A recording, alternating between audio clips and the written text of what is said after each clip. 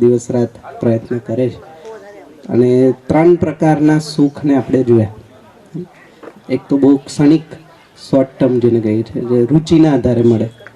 બીજું સંબંધનું સુખ, જે દીર્ઘકાલીન છે, એટલે જન્મથી લઈને મૃત્યુ સુધી સુખી કરે. અને જે હંમેશા સુખી કરે એને આપણે કીધું નિરંતર અથવા તો સમજણનું સુખ. હંમેશા સુખી કરે એનો મતલબ એ સેન્સમાં પણ લઈ શકીએ કે શરીર છે તો પણ સુખી છે, શરીર નથી તો પણ સુખી છે. તો દરેક સ્થિતિમાં હું સમજની સાથે છું તો નિરંતર બનેલી રહેશે. તો આજે થોડું એમાં આગળ જઈએ કે આ સમજણ છે શું, એને થોડું આપણે આજે ચર્ચામાં લઈશું. સમજણ કહીએ છીએ તો એ છે શું? કારણ કે સમજણને લઈને ઘણા બધા અલગ અલગ પ્રકારના મત છે, જે આપણે કાલે જોયા હતા. પણ એ સમજ બધાની એક જ હોય કે અલગ અલગ હોય? તો લગભગ અલગ લાગે છે. તો એને થોડું સમજવાનો પ્રયત્ન કરીએ કે આ સમજણ છે શું. એની પહેલાં થોડું એ ચેક કરીએ કે આટલા વર્ષોથી સુખી થવાનો માણસ પ્રયત્ન કરે છે, છતાંય સુખી કેમ ન થયો? એને થોડું રિવર્સ એન્જિનિયરિંગ કરીએ, થોડું પાછું જઈએ. તો નિયમ તો એ છે કે માણસ જે પણ કંઈક કરે છે એ સુખી થવા માટે કરે. તો હવે શું કરે છે ત્યાંથી શરૂ કરીએ, એટલે સુખ સુધી આપણે પહોંચશું. તો પ્રસ્તાવ એવો છે કે માણસ કાં તો કાર્ય કરે કાં તો વ્યવહાર કરે. બે જ વસ્તુ માણસ કરે. હવે શું કાર્ય અને શું વ્યવહાર એને થોડું જોઈએ. તો કરવાના સંદર્ભમાં જુઓ તો એક પ્રસ્તાવ છે, તમે પણ આને જાંચીને કહી શકો. કાં તો કાર્ય કરે છે કાં તો વ્યવહાર કરે. કાર્ય એટલે શું? તો માણસ જે છે એ પ્રકૃતિ સાથે જે પણ કંઈક એક્ટિવિટી કરે, ક્રિયાકલાપ કરે, એને નામ આપ્યું કાર્ય. શબ્દ કાર્ય છે, કરવાની વસ્તુ છે પ્રકૃતિ. જેમ કે મેં આ માઇક પકડ્યું તો આ કાર્ય છે. જેમ કે મેં કંઈક જમી રહ્યો છું તો કાર્ય છે. પાણી પી રહ્યો છું કાર્ય. પ્રકૃતિ સાથે મેં જે પણ કંઈક કરું છું એ બધું જ કાર્યના શ્રેણીમાં આવશે. બીજું, હું એટલે કે એક માણસ બીજા માણસ સાથે કંઈક કરે છે, એને કીધું વ્યવહાર. જેમ કે ઉદાહરણ તરીકે આપણે અત્યારે વાતચીત કરી રહ્યા છીએ, તો હું કંઈક બોલી રહ્યો, તમે કંઈક સાંભળી રહ્યા, તમે કંઈક બોલશો, હું કંઈક સાંભળીશ. તો આ વાતચીતને કહેવાય વ્યવહાર, માનવ માનવ વચ્ચે થઈ રહેલી ક્રિયા, એક્ટિવિટી. હવે તમે વિચારો કે આ બે સિવાય બીજું આપણે શું કરીએ? આ બે સિવાય બીજું આપણે શું કરીએ? લેવડ દેવડ. લેવડ દેવડ ઇન ધ સેન્સ કઈ રીતના? હા, વિચારની લેવડ. તો વિચારની લેવડ દેવડ માટે વાતચીત કરવી પડશે. તો વાતચીત વાળી વસ્તુ ક્યાંય ગઈ? વ્યવહારમાં. જે માણસ માણસ વચ્ચે જે કંઈ વાતચીત છે, સંવાદ છે, વાત છે, બધું વ્યવહારમાં. બીજું એ તો વ્યવહારમાં આવી ગયું. અને સિવાય આપણે શું કરીએ?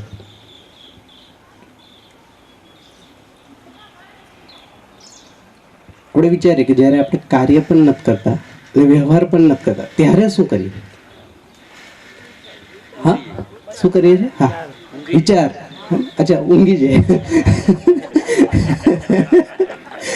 જો સરસ, સારું ઓબ્ઝર્વેશન. જો તો થોડું જોઈએ તો સૂઈ જઈએ છે તો એક પ્રકારનું કાર્ય છે. પહેલાં તો એને ડિફાઇન કરી દો. કેમ? કારણ કે નિર્ણય કોણ લે છે? હું લઉં છું ને. સૂઈ જાઉં છું. જેમ કે જમવું એક કાર્ય છે, નિર્ણય હું લઉં છું. જમવું છે તો જ જમી છું. મેં નિર્ણય લઉં છું પછી ઊંઘ આવે. જો તમે નિર્ણય નહીં લો તો ઊંઘ નહીં આવે. ક્યારેય બને એવું કે નિર્ણય ના લીધે જાતે ઊંઘ આવી ગઈ? એવું ના થાય. હા, કદાચ મારું ધ્યાન ના હોય એવું બની શકે, બટ જ્યારે હું નિર્ણય લઈશ તો જ ઊંઘ આવશે. ઇટ મીન્સ આ મારા દ્વારા થયેલું કાર્ય છે. જેમ નહાવું એક કાર્ય છે, જમવું એક કાર્ય છે, ખાવું એક કાર્ય છે, એ રીતના શું પણ એક કાર્ય થયું. કારણ કે બોડી સાથે હું કંઈક કામ કરું છું. બોડીને રેસ્ટમાં લઈ જવું પણ એક કામ છે ને, ફરીથી એનર્જાઇઝ કરવા માટે. તો એ પણ એક કાર્ય થાય. તો એક સંદર્ભ આવ્યો, જેમ કે વિચાર. વિચાર કરીએ છીએ આપણે. વિચાર. બીજું આ એક થઈ કે કાર્ય અને વ્યવહાર સિવાય પણ આપણે શું કરીએ છીએ? વિચાર. બરાબર. પછી હા, મનન. મનન. એક બીજો સંદર્ભ આવ્યો, મનન. ઈચ્છા, યસ, ગુડ. આ પણ એક સારો સંદર્ભ. ઈચ્છા કરીએ. હા હા, સ્મૃતિને પાછી વાગોડીએ છે ને, તો ચિંતન કહી દઈએ આપણે. હા, ચિંતન, ચિંતન કરીએ. પછી હા,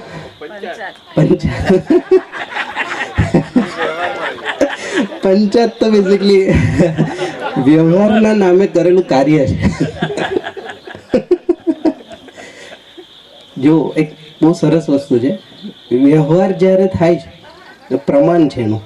જ્યારે વ્યવહાર છે ત્યારે બે પક્ષ તૃપ્ત છે. જેમ કે આપણે અત્યારે વ્યવહાર કરી રહ્યા છીએ, વાતચીત, સંવાદ. સંવાદથી હું સંવાદ કરી રહ્યો છું તો હું પણ તૃપ્ત થાઉં છું એટ ધ એન્ડ ઓફ સંવાદ, અને સામે તમે સાંભળી રહ્યા છો, તમે પણ સેટિસ્ફાઈડ છો. આ વ્યવહારનું પ્રમાણ છે. કોઈ એક પક્ષ તૃપ્ત છે, એક અતૃપ્ત છે, વ્યવહાર નથી. એ પછી કાર્યમાં જતું રહે. ફોર્માલિટી કહીએ ને જેને આપણે, ફોર્માલિટી, ડિસિપ્લિન પણ કહી શકાય, બટ એ વ્યવહાર નથી. સાચવવા વાળો પક્ષ જેને આપણે કહીએ છીએ. તો આ ઘણા સંદર્ભ આવ્યા, વિચાર, મનન, ઈચ્છા, ચિંતન, કે જે આપણે વ્યવહાર અને કાર્ય નથી કરતા ત્યારે પણ કરીએ છીએ. પછી સંકલ્પ. હા, તો સંકલ્પ, આવા ઘણા બધા મેડિટેશનથી લઈને ઘણા બધા આવા અલગ અલગ વસ્તુ છે જે આ સિવાય પણ આપણે કરીએ. આ બધાને મેં અત્યારે સમજવા માટે એક નામ આપી દઉં છું, વિચાર. ચાલશે? સમજવા માટે એક નામ આપી દઈએ. આ બધી વસ્તુને એક સંદર્ભ આપીએ છીએ કે આ વિચાર છે. પછી ઈચ્છા, મનન, એ પછી જોશું ક્યારેક સમય મળશે તો. બટ અત્યારે સમજવા માટે આ જેટલી પણ વસ્તુ થઈ રહી છે એને એક નામ આપીએ કે વિચાર થઈ રહ્યો છે, કારણ કે દેખાય છે આપણને તરત. તો પ્રસ્તાવ એવો છે કે જે પણ આપણે કાર્ય અને વ્યવહાર કરી રહ્યા છે એ નથી કરતા ત્યારે પણ જે ચાલે છે એ છે વિચાર. તો આપણે ત્યાંથી શરૂ કર્યું કે માણસ જે પણ કંઈક કરે છે સુખી થવા માટે કરે છે. રિવર્સ જઈએ છે તો શું કરે છે? તો આ બે વસ્તુ ધ્યાનમાં આવી, કાં તો કાર્ય કરે કાં તો વ્યવહાર કરે. જેને વિચાર કહીએ છીએ બેઝિકલી કાર્ય અને વ્યવહારનો આધાર છે, બેઝ. વિચારના આધારે કાં તો હું કાર્ય કરું છું કાં તો હું વ્યવહાર કરું. જો તમે વિચારો, કોઈ એવું કાર્ય કે વ્યવહાર થઈ જ ન શકે જેની પાછળ કોઈ વિચાર ન હોય, પોસિબલ જ નથી. વિચાર્યા વિના માણસ ક્યારેય કોઈ કાર્ય કે વ્યવહાર ન કરી શકે. તો કરવાવાળી બે જ વસ્તુ છે, કાં તો કાર્ય અથવા તો વ્યવહાર. એના આધારમાં જઈશું તો વિચાર ને મનન ને સંકલ્પ ને બધી વસ્તુનો આધાર છે. તો અહીંયાથી એ વસ્તુ ધ્યાનમાં આવી કે કાં તો હું વ્યવહાર કરું છું કાં તો કાર્ય કરું છું. જ્યારે આ કંઈ નથી કરતો ત્યારે હું વિચાર તો કરું જ છું. તો આ ત્રણેયમાં નિરંતર વસ્તુ કઈ? વિચાર. આ 24/7, 365 ડેઝ. ક્યારે વિચાર બંધ થાય? પોસિબલ છે? સુઈ જાય તો કદાચ બંધ થઈ જાય, ચાલુ જ હોય ને. ઘણી વાર એવો ડાઉટ થાય કે સુઈ ગયા હોય તો શાંત થઈ જાય આપણે વિચાર, ના ત્યારે વિચાર તો ચાલુ જ છે. અને હંમેશા 24/7, 365 ડેઝ. બરાબર, એને નિરંતર શબ્દ પ્રયોગ કરે. આપણને સુખ કેવું જોઈએ છે? કેવું જોઈએ છે? નિરંતર. તો આ ત્રણમાંથી સુખની પ્લેસ કઈ થઈ ગઈ? વિચાર. તો હું મારા વિચારથી કાં તો સુખી થઈશ કાં તો દુઃખી થઈશ. કોઈ પણ બીજો વ્યક્તિ, વસ્તુ, ઘટના ક્યારેય મને સુખી દુઃખી કરી ન શકે. જો થાય છે તો આ ભ્રમ છે, એવું છે નહીં, રિયાલિટી નથી. અને તમે ચેક કરી શકો. જો તમે જ્યારે દુઃખી થયા હોય તો ચેક કરો કે કોના કારણે થાય. પોતાના જ વિચાર. બહારની કોઈ વસ્તુ માણસને દુઃખી કે સુખી ન કરી શકે, આ શક્ય નથી. હા, પ્રભાવિત કરી શકે, પણ પ્રભાવને કેટલો લેવો ન લેવો હોય તો મારા જ વિચાર પર આધાર રાખશે. તો એક તો એ પ્લેસ મળી ગયું કે જ્યાં હું સુખી દુઃખી થાઉં છું. જો પાછા આપણે રિવર્સ જતા જતા જગ્યા પર પહોંચ્યા, જગ્યા મળી જ્યાંથી હું સુખી દુઃખી થાઉં. તો હવે એ ખબર પડી કે મારા જ વિચારથી આપણે સુખી દુઃખી થાય છે, તો આ વિચારનો આધાર શું છે એને પકડશું ને તો ખ્યાલ આવી જશે કે આ સુખ કેમ નથી મળતું, અથવા તો કેમ આ સુખી દુઃખી અપ્સ એન્ડ ડાઉન્સ ચાલે છે. તો એને થોડું સમજીએ. તો વિચારનો આધાર શું હોઈ શકે તમારા મત પ્રમાણે? વિચારના કયા કયા આધાર હોય છે? કયા આધારે વિચાર આવે?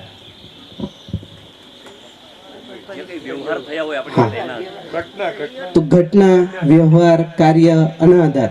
પછી વાતાવરણ, જેને આપણે કહીએ વાતાવરણના આધાર. હા, ઈચ્છાના આધારે પણ વિચાર આવે. હા, બરાબર. મહત્વાકાંક્ષાઓના આધારે પણ એક વિચાર તો આવે. વિચારની શરૂઆત ક્યાંથી થાય? કદાચ જો ધ્યાન ગયું હોય તો. હા, એટલે ચેતાતંત્ર. હા, એ થઈ ગયું કે એનું એક્સપ્રેશન. બટ કોઈ પણ માણસની લાઈફમાં વિચાર ક્યારથી ચાલુ થાય? હા, સંજોગો ઊભા થાય તો ક્યારથી હશે? જેમ કે જન્મથી થાય તો સમજણ. અચ્છા, તો ગર્ભમાં બાળક હશે તો વિચારતો હશે કે નહીં વિચારતો? ચાલો ત્યાંથી જોઈએ આપણે થોડું. હા, વિચારતો હશે કે નહીં વિચારતો? એટલે નહીં, એ તો કદાચ આપણને નથી સમજાતું ને એ શું વિચારે, એવું બને ને. જો એને જોઈએ. જેમ કે તમે એક સામાન્ય ઉદાહરણ લઈએ. જેમ કે આપણે રાત્રે સૂઈ જઈએ, પછી રાત્રે જે સ્થિતિમાં સૂતા હોય સવારે ઉઠીએ તો એ જ સ્થિતિ હોય કે ચેન્જ થઈ ગઈ? તો આ નિર્ણય કઈ રીતના આવ્યો? પડખા ફરવાનો ઓટોમેટિક રીતના.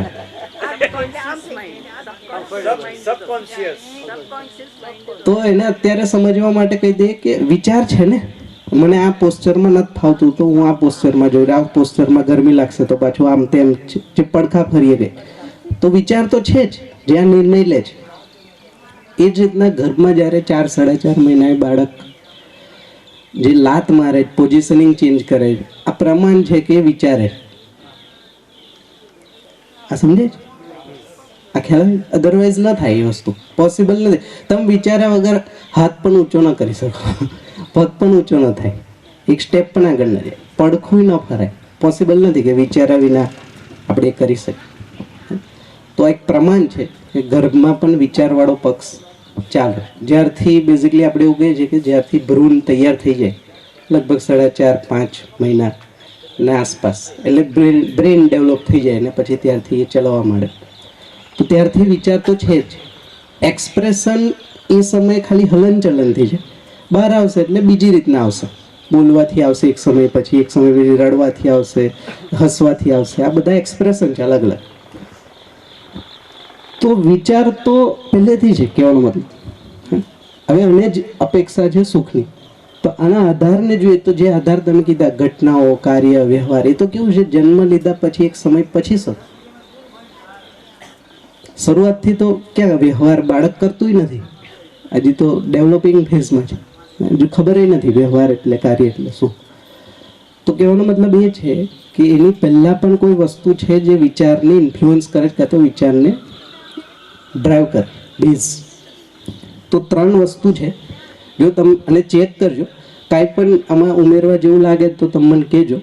અત્યારે વર્તમાન સ્થિતિમાં જે વિચારના આધાર છે એ 3 છે: ભય, પ્રલોભન અને આસ્થા. આ 3 આધારે વિચાર બને. અને એક નામ આપ્યું, આ છે આપણે જે માનીએ છીએ, આપણી માન્યતા. એક શબ્દમાં કહેવું હોય તો માન્યતા, બિલીફ્સ. આપણી જે પણ બિલીફ્સ છે એના આધારે કોઈ વિચાર આવે, અને વિચારના આધારે હું કોઈ કાર્ય અથવા તો વ્યવહાર કરું. બટ આ બિલીફ્સમાં કન્ટેન્ટ શું છે જોઈએ તો 3 વસ્તુ ધ્યાનમાં આવે છે. કાં તો ભય છે, ડર, કાં તો પ્રલોભન છે, અને કાં તો આસ્થા. અને ચેક કેમ કરવું? તો એક ચેક પોઈન્ટ છે, જો તમે પણ વેરીફાઈ કરી શકો. તમે જો અત્યાર સુધીની લાઈફમાં આપણે લીધેલા નિર્ણયો ના આધારને ચકાસશો તો આ 3 કાં તો 3નું મિશ્રણ દેખાશે. કોઈ એક નિર્ણયની ચર્ચા કરીએ. તમે કયો કોઈ એક નિર્ણય જે તમારો હોય. એટલે થોડું ડિટેલમાં આપણે કહી શકીએ. કોઈક નિર્ણયને આપણે જોઈએ, આપણી જીવન અથવા યાત્રાનો કોઈક નિર્ણય જેને આપણે ચકાસીએ. હા, જો જેમ કે રિસન્ટ લેટેસ્ટ હરીશભાઈ તમને આમંત્રણ આપ્યું ને તમે આવ્યા. હવે આવવાનો નિર્ણય હે ને, નિર્ણય લેવા માટે કંઈક તો વિચાર કર્યો હશે. તો હવે એને પૂછતા જઈએ કે એનો આધાર શું હતો, શું કામ અહીંયા આવીને તમને લાઈક શું વિચાર્યું કે શું મળશે. રામાયણ હે, રામાયણથી ભક્તિ, ભક્તિથી હા, તો આ ત્રણમાંથી કયું આવશે? આસ્થા. હે ને, આ બેઝ થઈ ગયો. આસ્થા છે ને રામાયણમાં. બાકી હરેશભાઈ માની લો કે જાહેર આમંત્રણ આપ્યું હોત હે ને, તો બધા થોડા આવત. જેને આસ્થા છે એ આવે. તો આ આસ્થાનો આધાર થઈ ગયો આ નિર્ણય પાછળ. બીજું કોઈ? હા, તો બેઝિકલી મૂળમાં જોશો તો કંઈક આસ્થા જ કામ કરે. અગેન સત્સંગમાં પણ મૂળમાં તો કોઈ આસ્થા છે જેને મેં સ્વીકારી છે, જેને મેં કીધું મારી બિલીફ છે, મારી બિલીફ. તો આસ્થા મૂળમાં કામ કરે. પછી જો લેટેસ્ટ જેમ કે એજ્યુકેશન, અત્યારે બાળકોને એજ્યુકેશન આપે, શું કામ ભણવું જોઈએ? તો કેરિયર સેટ થશે. કેરિયર સેટ થશે એટલે એને શું મળશે? કેરિયર સેટનો મતલબ શું થાય? વસ્તુ શું મળે? હા, તો એ શું છે? એક પ્રકારનું પ્રલોભન. પ્રલોભન કહી શકીએ ને આપણે. પ્રલોભન છે એજ્યુકેશન પાછળનું એક પ્રલોભન, કે આવું થશે, આવું થશે તો આ મળી જશે. અને અમુક નિર્ણય એવા હોય જે ભયવશ, ઇનસિક્યોરિટી જેને કહે છે, અથવા તો ડર. જેમ કે પાપ અને પુણ્ય છે ને, જેમ કે આ ન કરાય. માન લો કોઈ પણ આપણી એક બિલીફ હોઈ શકે, જેમ કે આવું ન કરવું જોઈએ. કેમ? તો કે આવું કરવાથી પાપ લાગે. તો આ પાપ ક્યાંથી આવે? એટલે ઇટ મીન્સ આ ક્યાંથી આવે? ભય, ડર. પાપ લાગશે તો શું થશે? ભેગું થશે. ભેગું થશે તો છેલ્લે દુઃખી થશું. દુઃખ એટલે નર્ક, હે ને, લાઈક અલ્ટિમેટ દુઃખ એટલે નર્ક, અને અલ્ટિમેટ સુખ એટલે સ્વર્ગ, જે આપણા કન્ટેક્સમાં છે. તો તમે જોશો, જો મેં પણ આ વેરીફાઈ કર્યું, લગભગ જેટલા પણ નિર્ણયો છે એ ભય, પ્રલોભન, આસ્થાથી જ ડિરાઈવ થાય છે. હવે ભય, પ્રલોભન, આસ્થા આપણા છે કે બહારથી લીધેલા? કેવડો મતલબ આપણે એને એક્સેપ્ટ કરે છે, પણ આવે છે ક્યાંથી? બહારથી. એટલે અમે કીધું આ બધી પરતંત્રતા છે. પરતંત્ર થઈ, વિચાર જ મારા નથી. ઇટ મીન્સ મારું રિમોટ કંટ્રોલ કોઈક બીજાના હાથમાં. એમ કે એડવર્ટાઇઝમાં આવે કે આ ટ્યુબ લગાવવાથી 7 દિવસમાં ધોળા થઈ જશે, લાઈક ધેટ. તમે જો, એક પણ પ્રમાણ નથી. આટલા વર્ષોથી એડ આવે છે, સિંગલ 1% પણ પ્રૂફ ન મળ્યું કે કોઈ કન્ટિન્યુઅસ યુઝ કર્યું હોય ને કાળામાંથી ધોળા થઈ ગયા, એવું કોઈ પ્રમાણ. પણ તે છતાંય આપણા ઘરમાં 1-2 ટ્યુબ તો આવી કંઈક હોય જ છે. જો પ્રમાણ નથી છતાંય છે, માની લીધું ને કે થઈ જશું. માન્યતા આ ક્યાંથી બની? એક પ્રકારનું આપણે પ્રલોભન મળ્યું કે જો એડવર્ટાઇઝ બતાવે તો હશે જ ને, એમ લાઈક બૂસ્ટ પીવડાવવાથી પછી એનર્જી વધે ને આઈક્યુ વધી જાય ને. બૂસ્ટ આખી જિંદગી આઈક્યુ જ ન વધ્યો, લાઈક રોજ 2 વાર બૂસ્ટ પીવડાવ્યું પણ ન વધ્યો આઈક્યુ. તો આ બધી શું થયું? કોઈ પ્રલોભનથી, આસ્થાથી અથવા તો ભયવશ આપણે કોઈ વસ્તુને સ્વીકારી લીધી અને આપણી બિલીફમાં આવી ગઈ.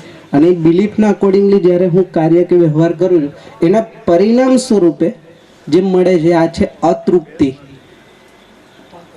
અથવા તો અશાંતિ, અથવા તો દુઃખ. કે આવું તો ધાર્યું નહોતું કે આવું થશે. એ એટલા માટે કારણ કે નિર્ણય જ મારો નહોતો, મૂળમાં કંઈક બહારથી આવતો હતો. તો જો આ આધાર સેટ થઈ જાય, જો હવે આ માન્યતાના કારણે થયેલા કાર્યનું પરિણામ શું આવ્યું?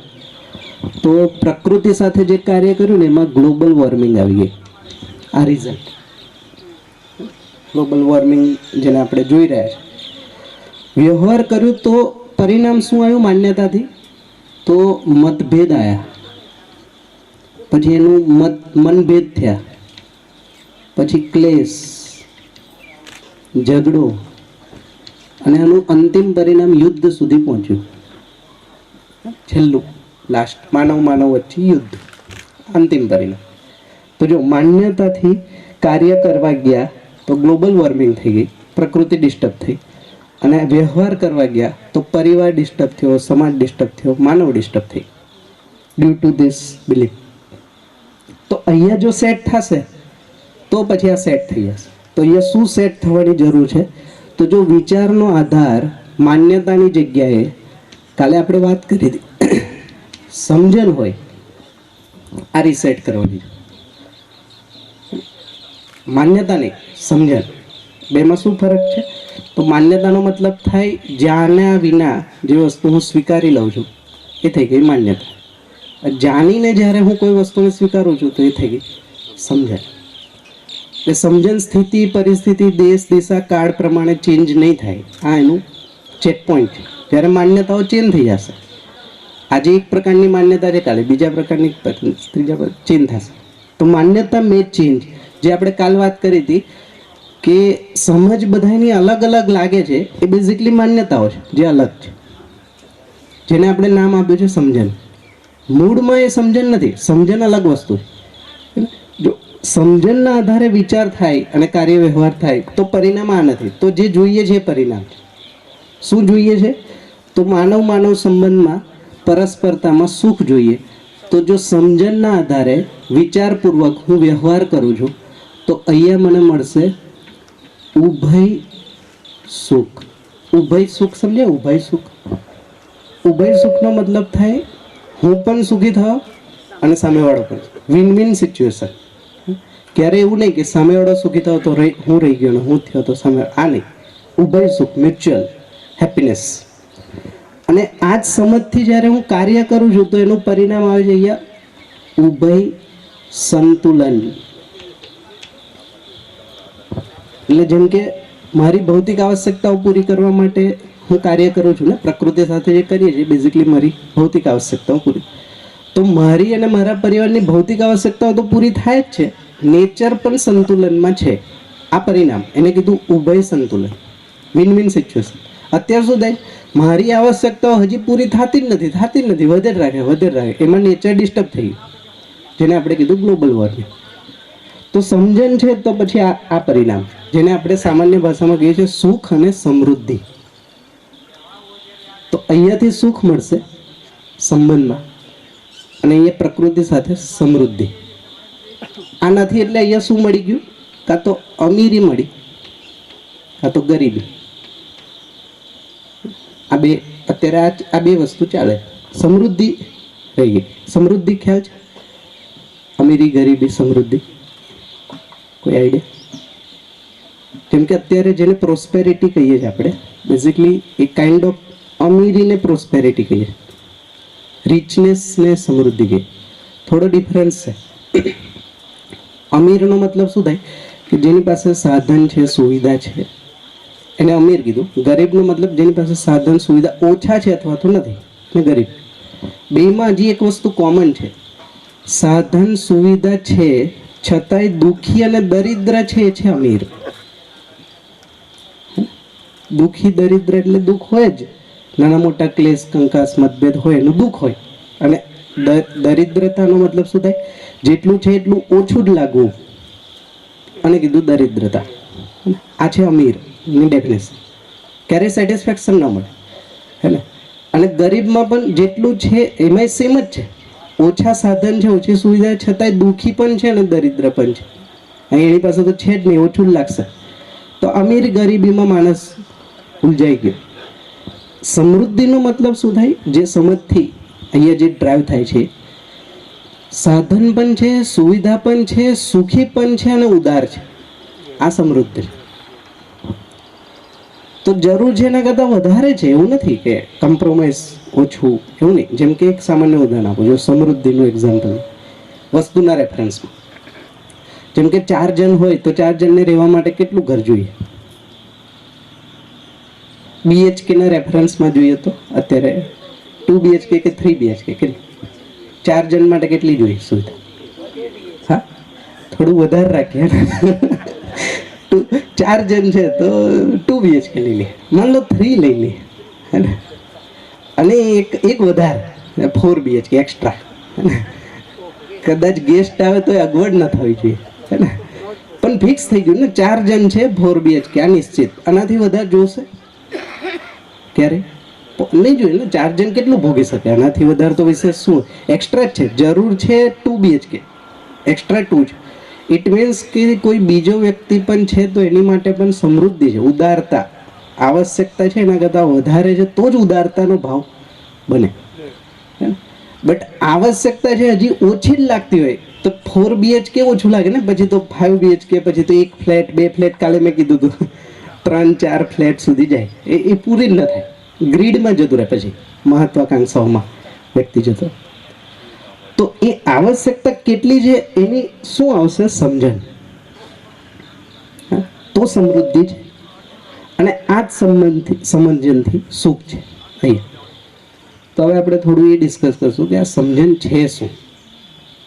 એટલે થોડું આપણે બેઝ સેટ કર્યો કે સુખી થવા માટે દિવસ રાત પ્રયત્ન કરીએ પણ સુખ મળ્યું ને, એનું કારણ કે જે પ્રયત્ન કરીએ એના આધારમાં કંઈક ગડબડ છે. તો આધાર જ બેઝિકલી કરપ્ટેડ છે, માન્યતાવાળો. જો આધારને થોડો સેટ કરી લઈશું પછી કોઈ સ્કોપ નથી દુઃખી થવાનો. તો તમે કાર્ય કરશો તોય બેલેન્સ રહેશે, વ્યવહાર કરશો તોય સેટિસ્ફાઈડ રહેશે. તો આ એક ફ્રેમને હવે આપણે જોઈએ કે આ સમજણ બેઝિકલી છે શું. અહીંયા સુધી કોઈ કેવું હોય, કંઈક પ્રશ્ન હોય તો તમે કહી શકો, કંઈક પૂછવું હોય તો પણ પૂછી શકો. ઠીક લાગે છે? ચાલો આગળ. તો આ સમજણ શું છે? તમે કહો સમજણ એટલે શું? હા, અન્ડરસ્ટેન્ડિંગ એ તો પર્યાયવાચી થઈ ગયો, ટ્રાન્સલેટ કર્યું ને આપણે. સમજણ એટલે શું? સમજણ કોને કહીશું?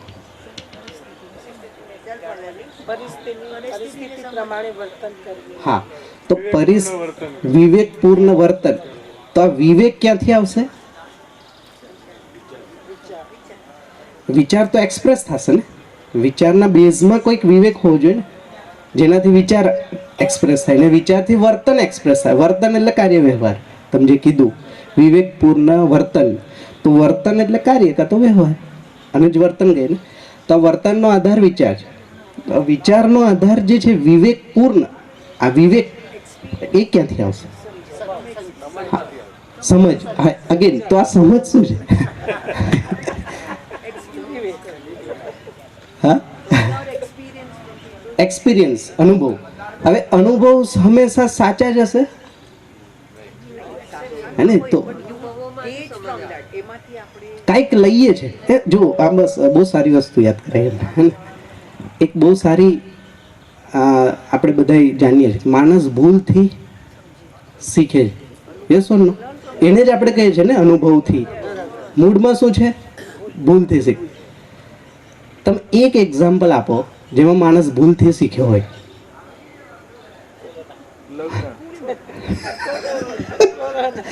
મહારાજજી કહે છે લગ્ન.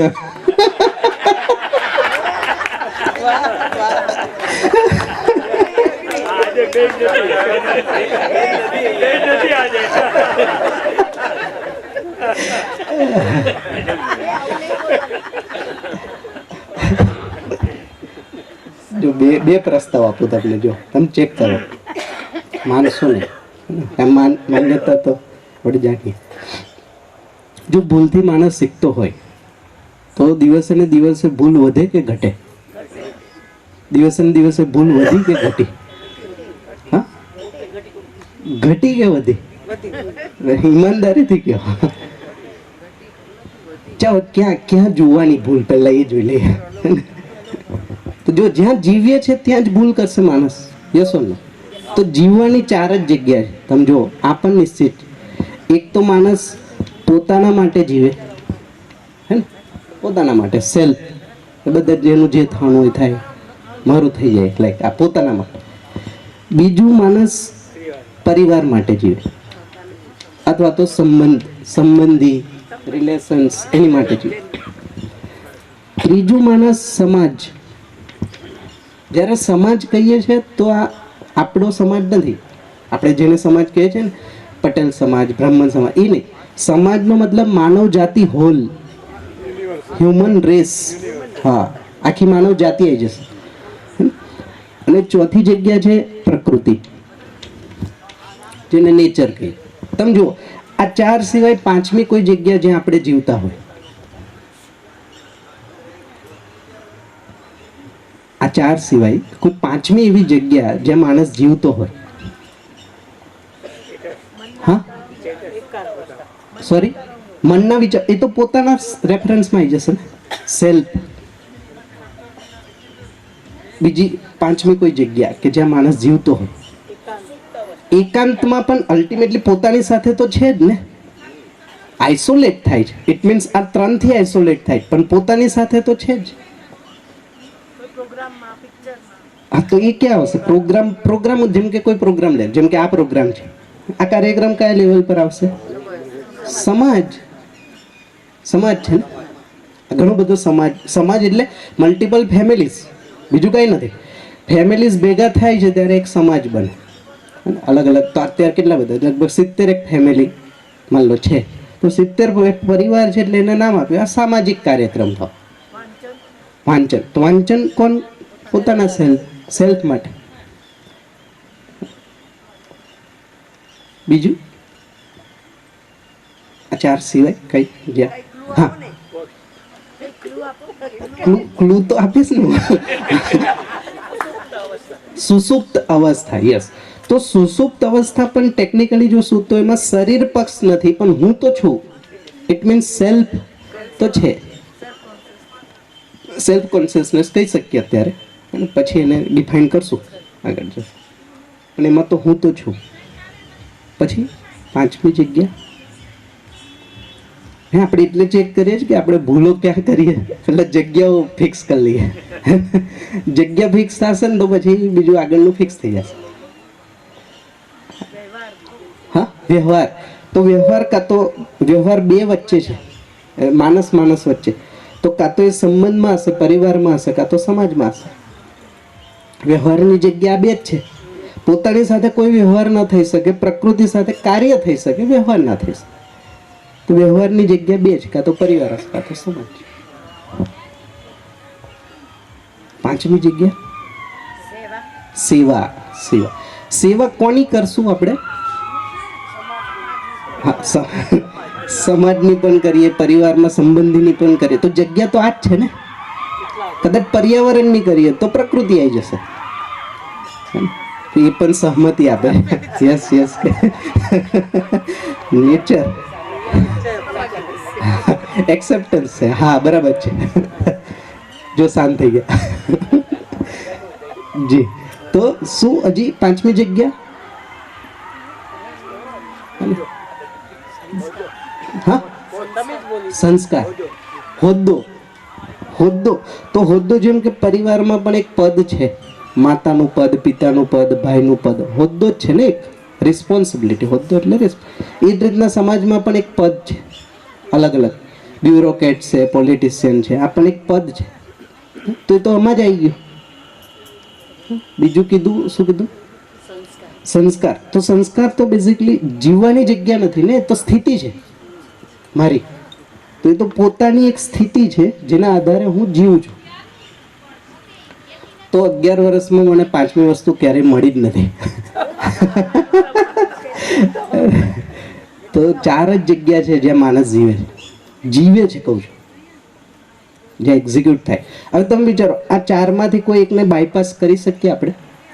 ઇગ્નોર કરી શકીએ? પોસિબલ છે? તમે ઈચ્છો કે ના ઈચ્છો, આ ચારેય વસ્તુ સાથે આપણે સંકળાયેલા છે. જેમ કે જન્મ થયો તો પરિવાર છે, હું તો છું જ ને. આપણે પોતાને તો નકારી ના શકીએ. તમે જુઓ, ક્યારેય માણસ પોતાના અસ્તિત્વને ક્યારેય નકારી ના શકે, પોસિબલ જ નથી.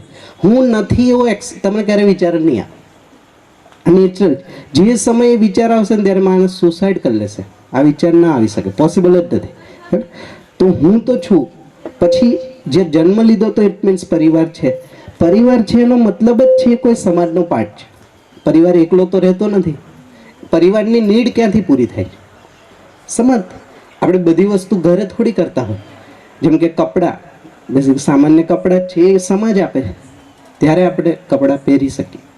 ભોજન તો મૂળ વસ્તુ કોઈક ઉગાડે છે, બધાએ તો ઉગાડતા નથી. ઇટ મીન્સ સમાજમાંથી આપણો પરિવાર, અને પરિવાર સમાજ હું જ્યાં છું એ જ એનું નામ છે પ્રકૃતિ, નેચર.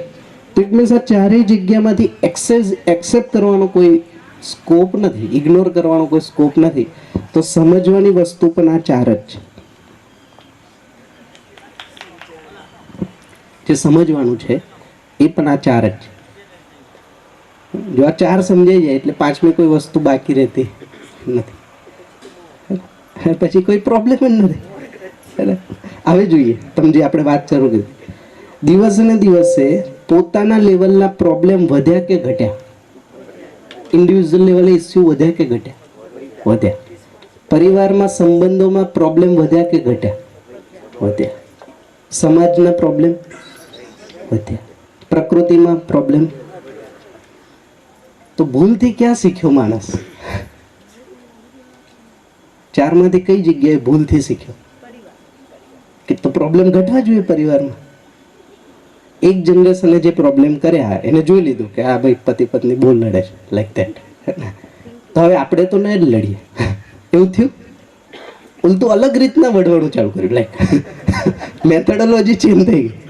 પ્રોબ્લેમ તો ઉલટું વધારે થયા. હા, ઈગો પણ આવ્યો પ્લસ. હવે તો જો પરિવારમાં માણસ ભૂલ કરીને શીખતો હોત, જો એનું પ્રમાણ છે, તો આજે ભૂલો ઘટી હોત ને. લોજિકલી ઘટી નથી, ભૂલ તો વધી છે. તો આપણે કયા આધારે એવું કહીએ કે માણસ ભૂલથી શીખે છે?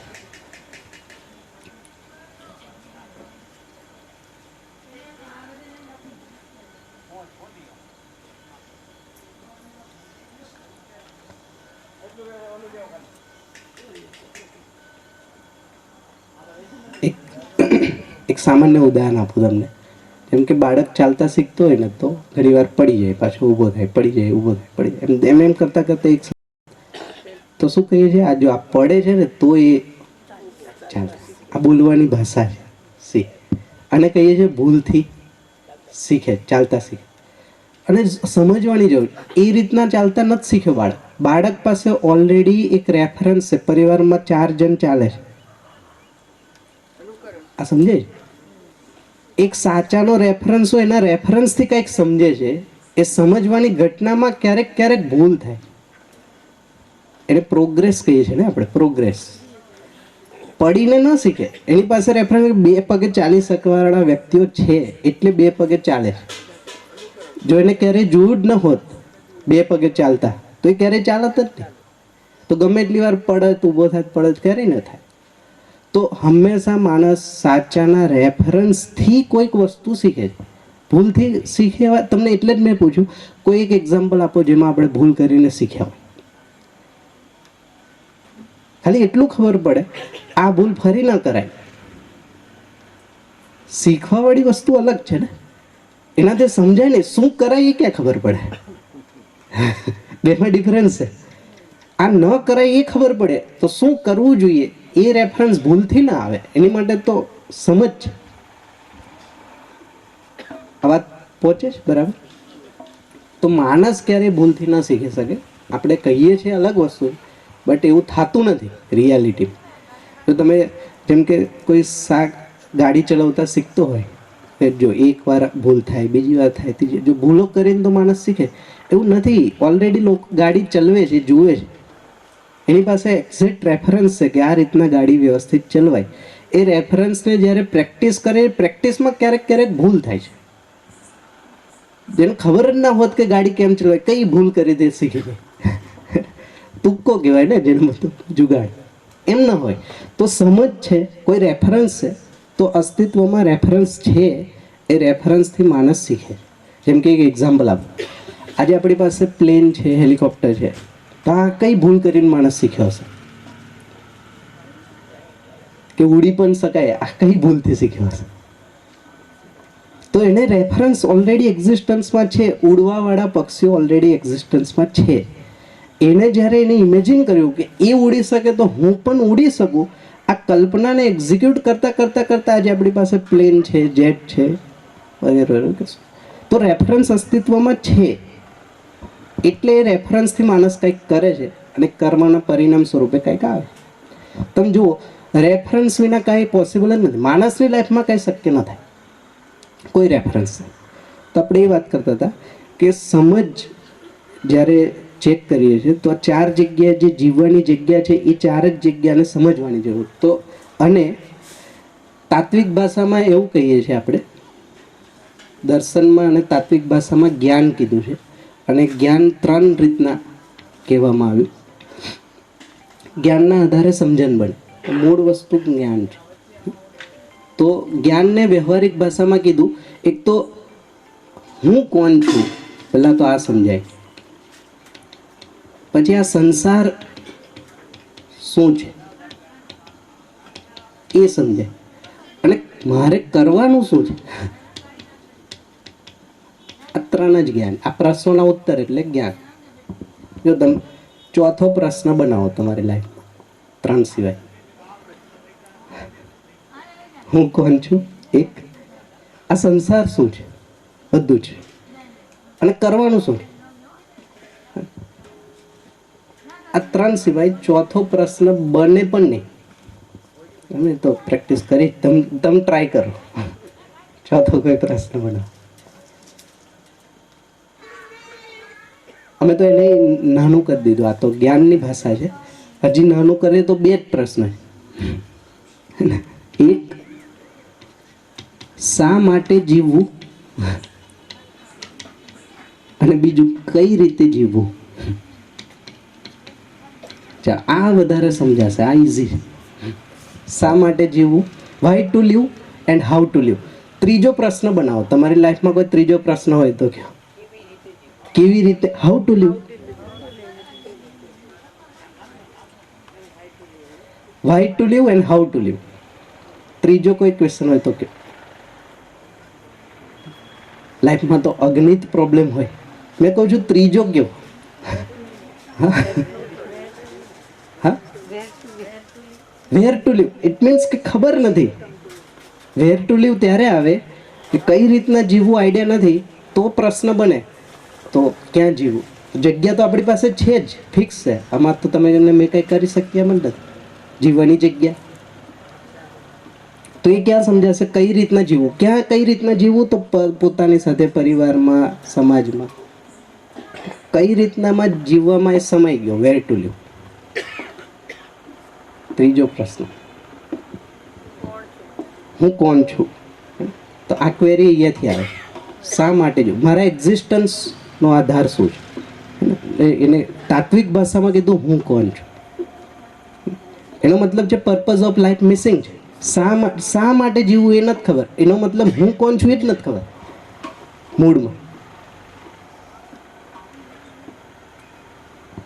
બીજું, ત્રીજો કોઈ પ્રશ્ન.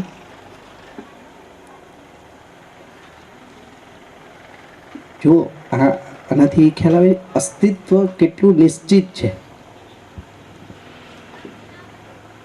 જ્યારે માણસ એને રેન્ડમ માને છે ને, એક્સિડન્ટ. સાયન્સમાં પણ એન્ટ્રોપીનો સિદ્ધાંત છે, હે ને. એન્ટ્રોપીનો મતલબ ભૂલો થઈને બધું ઉદ્ભવ થયું. આ બધું જે ઘટનાઓ થઈ એ બધી ભૂલોથી થઈ. અસ્તિત્વમાં સિંગલ મિસ્ટેક, માણસ સિવાય કોઈ ભૂલ કરતું હોય એવું તમને નહીં દેખાય એક પણ વસ્તુ. જો તમે એક સામાન્ય ઉદાહરણ આપો. માણસે બનાવેલા રોકેટ, જેટ, એની મેક્સિમમ સ્પીડ કેટલી છે, કંઈક આઈડિયા છે થોડો ઘણો? મેક્સિમમ સ્પીડ લગભગ 60,000 કિલોમીટર પર અવર છે એવું કહે છે રોકેટની. આ ધરતીની પોતાની સ્પીડ 1,00,000 કિલોમીટર પર અવર જે ફરે છે. ચંદ્ર એની આજુબાજુ ફરે એની 1,50,000 કિલોમીટર પર અવર. આ ધરતી, ચંદ્ર બે સાથે મળીને સૂર્યની આજુબાજુ ફરે લગભગ 4,00,000 કિલોમીટર પર અવર અરાઉન્ડ. ક્યારેય સિંગલ પણ મિસ્ટેક નથી થતી. એક માઇનોર મિસ્ટેક થાય ને તો આખું કોલેપ્સ થઈ જાય. કેટલું સંતુલન, એક્ઝિસ્ટન્સ. એક જ જગ્યાએ સંતુલન દેખાશે. એ ક્યાં? માણસમાં. એ કેમ દેખાય? હા, અભાવ છે ને, મિસ છે આ વસ્તુ, મિસિંગ છે. એટલે તમે જુઓ આપણા બધામાં વ્યવસ્થિત થવાની ઈચ્છા છે કે અવ્યવસ્થિત રહેવાની ઈચ્છા? ક્યારે અવ્યવસ્થિત રહેવું કોઈને પણ ગમે? તો આ વ્યવસ્થિત રહેવાની ઈચ્છા આવે છે ક્યાંથી? કારણ કે આખું એક્ઝિસ્ટન્સ એક વ્યવસ્થા છે, અને હું એક્ઝિસ્ટન્સનો એક પાર્ટ છું, એટલે મારામાં પણ ઈચ્છા છે કે વ્યવસ્થિત હોવું જોઈએ. બટ વ્યવસ્થા શું છે ખબર નથી, એટલે મિસ્ટેક થાય છે. તો ભૂલથી ભૂલ થાય છે. તો બે જ પ્રશ્ન માણસની લાઈફના છે: શા માટે જીવવું, વાય ટુ લીવ, અને હાઉ ટુ લીવ. અત્યારે આપણું ફોકસ તમે જો, ઇન જનરલ માણસનું ફોકસ ક્યાં છે? આ બેમાંથી કઈ જગ્યાએ છે? વાય ટુ લીવમાં છે કે હાઉ ટુ લીવ? હવે તમે વિચારો, વાય ટુ લીવના આન્સર વગર હાઉ ટુ લીવ કેમ પોસિબલ થાય? પોસિબલ છે. શા માટે જીવવું એ ક્લિયર નથી. હવે ગમે એમ જીવો, શું ફરક પડે? શું ફરક? તમે કહો કે શું જીવનશૈલી બદલવાથી શું ફરક આવે? હાઉ ટુ લીવ એટલે અલ્ટિમેટલી જીવનશૈલી જ છે ને, જે બદલીએ છે. હવે જીવન જીવવું શું કામ, એ જ મૂળ મુદ્દો મિસિંગ છે. હવે જીવનશૈલી ગમે એટલી બદલીશું, એનું પરિણામ શું આવશે? લાઈફસ્ટાઈલ ચેન્જ કરે માણસ. કઈ રીતના જીવવું એમાં જ ઇનોવેશન છે. તમે જો, ગુફામાંથી ઘરમાં આવ્યા, આ કઈ રીતના જીવવું? ચાલતા ચાલતા જતા હતા, રોકેટ પર આવ્યા, કઈ રીતના જીવવું? પહેલા પાંદડા ઓઢતા હતા, આજે કપડા પર આવ્યા, કઈ રીતના જીવવું? અગેન સેમ મૂળ મુદ્દો મિસિંગ. કપડા શું કામ, એ ક્યારેય થોટમાં સમજો. સામાન્ય ઉદાહરણ, તમે કપડાની શોપિંગ કરવા જાઓ, ક્યારે વિચાર્યું શા માટે કપડા? એકચ્યુઅલી કપડાનો પર્પઝ શું છે? એકચ્યુઅલ પર્પઝ શું છે? શરીરનું સંરક્ષણ, હે ને? હવે શરીરના સંરક્ષણને ધ્યાનમાં રાખીને કેટલા કપડાં લીધા? નહીં, આ પર્પઝને ધ્યાનમાં રાખીને કેટલી શોપિંગ કરી? લગભગ ટ્રેન્ડ કાં તો ફેશન ચાલતી હોય ને. તો શું ટ્રેન્ડ છે? જો, એક સામાન્ય કપડા જેવી વસ્તુમાં પણ ડિસિઝન ન થયું હજી સુધી માણસ. શું કામ કપડા? એમાંય કન્ફ્યુઝન. પછી એમાં અલગ અલગ, કોઈ કહેશે આ સારા, કોઈ તો એમાં મતાંતર છે ને, અલગ અલગ. કઈ રીતે? જો આ ખબર પડશે, પછી કોઈ મતાંતર નથી, બધાને ખબર છે. શું કામ? તો પ્રોટેક્શન માટે. પછી એમાં કોઈ મતભેદ નથી. અત્યારે તો પ્રોટેક્શન કોમ્પ્રોમાઇઝ થઈ ગયું. જે મૂળ મુદ્દો હતો એ જ મિસ થઈ ગયો. સંરક્ષણ તો હવે ફાટેલા કપડાની ફેશન આવી. સંરક્ષણ તો દૂર દૂર સુધી થાય જ નહીં. સિન્થેટિક, ધેન પ્લાસ્ટિક, આ કપડામાં આવી ગયું ને. હા, એમાં પછી બ્રાન્ડ. તો આ શું ઇન્ડિકેટ કરે કે આ વસ્તુ મિસિંગ છે? શા માટે? એટલે વાય મિસિંગ છે.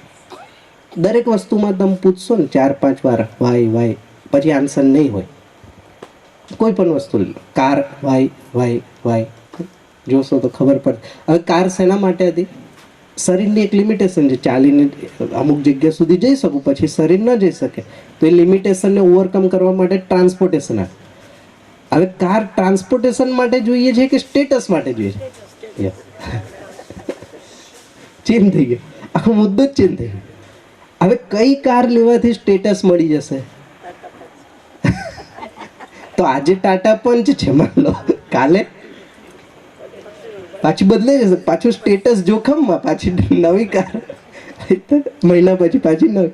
આમ કરતા કરતા કાર બદલ્યા કરે. જેમ ઘર બદલ્યા એમ કાર બદલી, કપડાં બદલ્યા, અને છેલ્લા એટ ધ એન્ડ ઓફ કાલે મેં કીધું શું કર્યું ત્યાં ખાલી.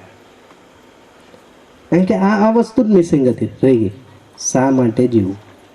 આ ખ્યાલ જ ના. જેને અધ્યાત્મની ભાષામાં કહે છે આધ્યાત્મિક ભૂખ જે છે, બેઝિકલી એ જ મિસ છે. એ છીપાય જ નહીં ક્યારેય. ભાવની ભૂખ છે આ, એ મિસ રહી. તો જ્ઞાનના સંદર્ભમાં આને કહે છે હું કોણ છું, એને નામ આપ્યું જીવન જ્ઞાન. આ સંસાર શું છે એને નામ આપ્યું આખા અસ્તિત્વ દર્શન જ્ઞાન. અને કરવાનું શું છે એને નામ આપ્યું માનવીયતાપૂર્ણ આચરણ જ્ઞાન. એનો એક પાઠ રામચરિત માનસમાં આપણે જોઈએ, હે ને, આચરણ ચરિત્ર. તો આ 3 મૂળ જ્ઞાન છે, જેનાથી પછી આ બધી વસ્તુ રિઝોલ્વ થાય. આ ત્રણને વ્યવહારિક ભાષામાં કેવું હોય તો આ ચાર વસ્તુ: પોતાની સમજ, પરિવારની સમજ, સમાજની સમજ અને પ્રકૃતિ. જેમ કે હું કોણ છું, જીવન જ્ઞાન એ બેઝિકલી પોતાની સમજ છે. સંસાર શું છે એ બેઝિકલી પ્રકૃતિ, અસ્તિત્વની સમજ. અને જીવન કરવાનું શું છે એ જીવવાની જગ્યા એટલે પરિવાર, સમાજ અને સમજ. એને કીધું માનવીયતાપૂર્ણ આચરણ જ્ઞાન. તો જે આચરણ કરવાનું તો એમાં સમજવાની વસ્તુ આ ચાર છે. તો આ ચાર વસ્તુ જ્યારે સમજાય છે ત્યારે કહીએ છીએ કે માણસ આ સમજણની સ્થિતિમાં આવે. તો ચેક પોઈન્ટ, સમજદાર વ્યક્તિનો ચેક પોઈન્ટ મળી ગયો અહીંયા. સમજદાર વ્યક્તિ કોણ? જે આ ચારેય જગ્યાએ જીવતા આવડે છે. ચારમાંથી કોઈ વસ્તુ મિસિંગ છે, ઇટ મીન્સ હજી સમજ અધૂરી છે અથવા તો મિસિંગ છે. આ ચેક પોઈન્ટ. હવે કોઈ પણ તમે આપણે પોતાનામાં જ જોઈએ તો દેખાશે આપણે. જ્યાં જ્યાં ભૂલ થાય છે ત્યાં ત્યાં સમજ નથી. અને જીવનની આ ચાર વસ્તુ જેને સમજાય છે એ કોઈ જગ્યાએ ભૂલ કરતો નથી. તો પ્રકૃતિ સાથે પણ ભૂલ નહીં થાય, સમાજ સાથે પણ નહીં થાય, પરિવારમાં, સંબંધોમાં પણ નહીં થાય, પોતાની સાથે તો કરી જ ન શકે.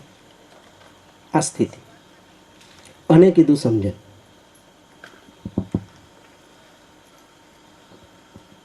પહોંચે જ વાત થોડા સમયમાં, થોડી વાત ધીમે ધીમે પછી 7 દિવસમાં અમે એને ઓપન કરીએ, આખું ઇલોબરેટ કરીએ એક એક વસ્તુ. હું કોણ છું, 3-4 દિવસ, પરિવાર, સમાજ, પ્રકૃતિ, આ બધી વસ્તુને પછી એમાં ડિટેલિંગ કરતા. સિલેબસ આટલો છે જિંદગીનો. આમ જો તો આ 2 જ સિલેબસ છે, 2 જ પ્રશ્ન સિલેબસ. એમાંય જો એકનો આન્સર તો મેં તમને કાલે આપી દીધો. શા માટે જીવવું? સુખી થવા માટે. આ એકનો આન્સર તો મળી ગયો. અડધું જ પેપર બાકી છે. 50% સિલેબસ તો કવર થઈ ગયો, તો 50% થઈ જશે એટલે માણસ સુખી. પછી રિવર્સ નથી. એકવાર સમજ આવી ગઈ પછી ક્યારેય સમજ જાય નહીં, બનેલી રહે. એને કીધું સંસ્કાર. જે શબ્દ પ્રયોગ કર્યો હતો આપણે થોડા સમય પહેલા, સંસ્કાર. તો સંસ્કાર છે શું? એ સ્થિતિ છે મારા સમજણની. તો એકવાર સમજણ બની ગઈ એ મારા સંસ્કારમાં બની ગયા. ઇટ મીન્સ હવે હું કદાચ શરીર બદલું છું, સ્થિતિ એની એ જ છે. સમજદાર એટલે સમજદારી પછી ભૂલ નથી. ઇટ મીન્સ એ હંમેશા નિરંતર સુખની સ્થિતિમાં જ. આ શરીર યાત્રામાં પણ, આવતી શરીર યાત્રામાં પણ હવે એની પાસે પ્લાનિંગ છે, હવે રેન્ડમ નથી. અને જ કીધું મોક્ષ, બ્રહ્મ મુક્તિ મોક્ષ છે. ભ્રમથી મુક્તિ, એને જ કીધું મોક્ષ. ભ્રમ એટલે ના સમજ, માન્યતાઓ. સમજ આવી ગઈ તો હવે કોઈ ભ્રમ નથી. તો મોક્ષ પછી જે વાત કરી પરંપરામાં, જન્મ મરણથી મુક્તિ. એકચ્યુઅલી જન્મ મરણથી મુક્તિ નથી. જે ભ્રમ હતો, હું જન્મું છું, હું મરું છું, એ ભ્રમથી મુક્ત થાય છે માણસ. પછી ખબર પડે કે હું તો બનેલો જ રહું. હે ને? આમાં જો રહી ગયો હશે સિલેબસ તો પાછું શરીર લેવું પૂરો કરો. તો જન્મ મરણથી મુક્તિનો મતલબ છે કે ભ્રમથી મુક્ત થઈ ગયો, કે હું કોણ છું સમજાઈ ગયું. હવે એ ભ્રમ નથી. તો હવે મારી ચોઈસ છે ક્યાં જન્મ લેવો, ક્યારે જન્મ લેવો, કયા પરિવારમાં જન્મ લેવો, શા માટે જન્મ લેવો. આ યોજના પછી મારી યોજનાઓ છે બધી. આ સ્થિતિ છે. ધીમે ધીમે ધીમે આ સ્થિતિએ માણસ પહોંચે છે. આ સ્થિતિએ જ્યારે બધા જ વ્યક્તિઓ પહોંચી જાય છે એને કીધું સ્વર્ગ. તો આ ધરતી જ એક સમય પછી શું થઈ જશે? સ્વર્ગ. અને મનુષ્ય એક સમય પછી શું થઈ જશે? દેવી દેવતા. આ નિશ્ચિત છે, આ નિયતિ છે, આ અસ્તિત્વ છે. અત્યારે ક્રમમાં છે. આપણે જેમ કે પહેલામાં ભણતા હોય, પછી બીજામાં જશું, પછી ત્રીજામાં જશું, પછી ચોથામાં. એક સમય ગ્રેજ્યુએશન થઈ જશું ને. જો એ સાયકલમાં છે તો એક સમય ગ્રેજ્યુએશન થવાના જ છે. એને જ કીધું નિયતિ. ઇટ મીન્સ માનવ જન્મ છે, ઇટ મીન્સ અહીંયા બધા પહોંચશે જ, અનિશ્ચિત. આ શરીર યાત્રામાં બીજું સ્ટાન્ડર્ડ, પછી ત્રીજું, પછી ચોથું, પાંચમું, કરતા કરતા ગ્રેજ્યુએટ થઈ ગયા. પછી ગ્રેજ્યુએટ કરશે બીજા. આ કીધી અને કીધું પરંપરા. જેને પરંપરામાં નામ આપ્યું વસુધૈવ કુટુંબકમ. તો જો હું સમજદાર થઈશ, હું સુખી થઈશ, તો નિયમ શું છે? જેની પાસે જે હશે એ જ બીજાને આપશે. આ નિયમ. તો મારી પાસે સુખ છે, હું બીજાને શું આપીશ? સુખ. એનું પ્રમાણ ક્યાં મળશે મને? મારા પરિવાર. મારો પરિવાર સુખી અને સમૃદ્ધ છે એ બીજાને શું કરશે? સુખી અને સમૃદ્ધ. આનું પરિણામ ક્યાં આવશે? સમાજ. અને આ પરિવાર, સમાજ, હું બધાએ સુખી સમૃદ્ધ છે તો પ્રકૃતિ નેચરલી બેલેન્સમાં. આ થઈ ગયું સ્વર્ગ. જીવતા જીવ જ છે સ્વર્ગ ટેકનોલોજી. આમ જુઓ તો એ સ્થિતિની વાત કરીએ સ્ટેપ બાય સ્ટેપ. તો મારામાં રહેલી ના સમજીનું મેનિફેસ્ટેશન પરિવારમાં, એનું મેનિફેસ્ટેશન સમાજમાં, અને એનું મેનિફેસ્ટેશન પ્રકૃતિમાં આવે છે અત્યારે. એ જ રીતના મારામાં રહેલી સમજનું મેનિફેસ્ટેશન પરિવારમાં, એનું મેનિફેસ્ટેશન સમાજમાં, અને એનું મેનિફેસ્ટેશન પ્રકૃતિ. આ રીતના અને પરંપરા બનાવશે. પછી એક જનરેશનથી બીજી જનરેશનથી ત્રીજી જનરેશન આમ બનતું જશે. જેમ કે એકવાર ઘર કઈ રીતના બને સમજાઈ ગયું, આજે પરંપરામાં આવી ગયું ને, એજ્યુકેશનમાં આવી ગયું, તો એજ્યુકેશનથી એની પરંપરા. જેને સમજાય એ ઘર બનાવી શકે, જેને સમજાય એ કપડાં બનાવી શકે. તો પછી આ વસ્તુ એજ્યુકેશનમાં આવશે, એજ્યુકેશનથી પરંપરા.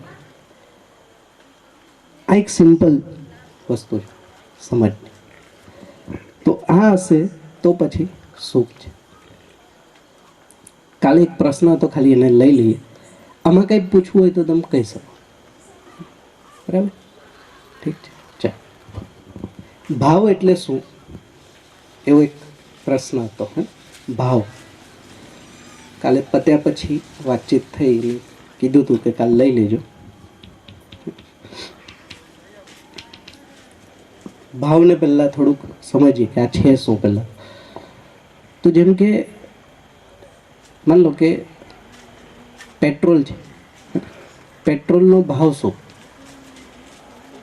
પહેલાં સ્થૂળથી ચાલુ કરીએ, જેને આપણે સમજીએ શું હશે ટેન્ટેટિવલી. પેટ્રોલનો ભાવ 97 રૂપિયા. 97 રૂપિયા. આમાંથી 97માંથી એક્ઝેક્ટ પેટ્રોલનો શું હશે? 97 તો ટોટલ એમઆરપી થઈ, એમાં પેટ્રોલની કિંમત કેટલી હશે? 60 રૂપિયા. શું કાઢ્યું આપણે? ટેક્સ કરી નાખ્યું. ચાલો, ટેક્સ કરતા 60. હવે 60માં પણ એક્ઝેક્ટલી પેટ્રોલની કેટલી હશે? ટેક્સ નીકળતા 60 બચ્યા. હવે 60માં પેટ્રોલની કેટલી હશે? 45 થી 50. શું કાઢ્યું આપણે? નફો, પ્રોફિટ કરી નાખ્યું. પ્રોફિટ કાઢ. 45માં પાછું અગેન એક્ઝેક્ટ પેટ્રોલની કેટલી હશે વેલ્યુ? થોડું આપણે ઇમેજિન કરીએ તો ખ્યાલ તો આવી જ જાય. પ્રોફિટ કરી નાખ્યો પછી, હા તમે તો વધારી દીધી 110. ના એ બરાબર છે, બટ એમાંથી આપણે કાઢ્યું ને, ટેક્સ કાઢી નાખ્યો, પછી પ્રોફિટ કાઢી નાખ્યો, તો 45 પહોંચ્યા. 25 શું કાઢ્યું આપણે? ટ્રાન્સપોર્ટેશન કોસ્ટ કાઢી નાખો. માન લો એક જગ્યાથી બીજી જગ્યાએ લેવાનું, ટ્રાન્સપોર્ટેશન કાઢી નાખ્યું. પછી હવે કઈ નીકળશે? લેબર કાઢી નાખ્યો. 10 રૂપિયા આવી ગયા લેબર કોસ્ટ કાઢી નાખ્યો. તો હવે કઈ નીકળશે? જો થોડું વિચારીને કહો. 10 રૂપિયા એટલે રિફાઇનિંગ કોસ્ટ તો 0 થઈ ગયા. આ નેચરમાંથી આવે. તો જો આને શું કીધું? પેટ્રોલ. જો આ મેં એટલે ટોપિક કર્યો કે જ્યારે આપણે ભાવ કહીએ છીએ ને, તો કિંમત સાથે જોડીએ. જ્યારે કિંમત અલગ છે, ભાવ અલગ છે. પેટ્રોલનો ભાવ નથી, આ પેટ્રોલની કિંમત છે. કિંમત એટલે એના પર લાગેલા એફર્ટ્સને આપણે અલગ અલગ રીતના આપીએ. શ્રમ મૂલ્ય, લેબર કોસ્ટ, ટ્રાન્સપોર્ટેશન કોસ્ટ. તો આને કોસ્ટ કીધું. આ વેલ્યુ છે ને, ભાવ એટલે વેલ્યુ. વેલ્યુનો મતલબ શું થાય? એનો શું પર્પસ છે એક્ઝિસ્ટન્સમાં, આ ભાવ. તો શું લાગે પેટ્રોલનો શું પર્પસ? હા, ગાડી. ચલો, એ એક્ઝિસ્ટન્શિયલ પર્પસ છે કે આપણે બનાવેલો પર્પસ? હા, એક્ઝિસ્ટન્શિયલ જો પર્પસ હોય, જો એને ચેક કરવાના પણ ટૂલ છે. કોઈ વસ્તુ નેચરલી એ જ કામ માટે બની હોય ને, તો એનાથી પ્રદૂષણ ન થાય, પોસિબલ નથી. જે નેચર માટે જ બની હોય એ નેચરને ડિસ્ટર્બ ન કરે. પેટ્રોલના આઉટપુટમાં શું થાય છે? પ્રદૂષણ. It means main made purpose છે. નેચરલ પર ઇંધણ તરીકે બનાવું ક્યાં લખીને આપ્યું હતું? કોઈ કીધું નતું. આટલું ઊંડાઈ સુધી ગયા ત્યાંથી જો તમે મિસ્ટેક જો, જેમ કે કાલે આપણે જોયું હતું ને, કેટલા લેયર છે? 4-5 લેયર છે નીચે. હવે આ ક્રૂડ ઓઇલ જેને કહે, જેમાંથી પેટ્રોલ નીકળે, એ ક્યાંથી નીકળે? દરેક લેયરની વચ્ચે હોય. ખનિજ તેલ જે કહીએ છીએ ને, એ વચ્ચે હોય. હવે આ શું છે એને સમજીએ. જો જેમ કે આપણા જોઈન્ટ્સ છે ને, હાડકાના જેટલા પણ, એની વચ્ચે છે ને એક લ્યુબ્રિકન્ટ હોય, લિક્વિડ જેવું, જેનાથી શું થાય?